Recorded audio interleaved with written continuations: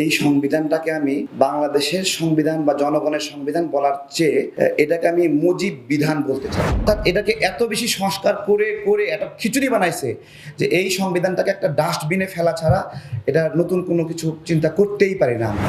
এই জাতির যে পিতা কোন কোন দলের ম্যান্ডেট নেওয়া হয়েছে নাকি একটা দলের ম্যান্ডেটেই হয়ে গেছে? তাহলে একটা গণহত্যায় অভিযুক্ত নারীর তার বাবাকে এই মুহূর্তে আবার জাতির পিতা কিভাবে বলা যায়? মানে এত ইসলামকে আমরা ভালোবাসি, একজনও কেন বক্তব্য দিল না?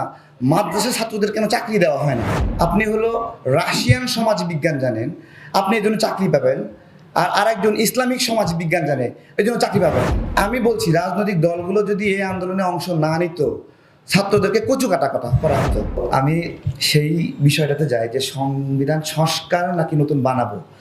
প্রথমত এখন যে সংবিধান আছে এই সংবিধানটাকে আমি বাংলাদেশের সংবিধান বা জনগণের সংবিধান বলার চেয়ে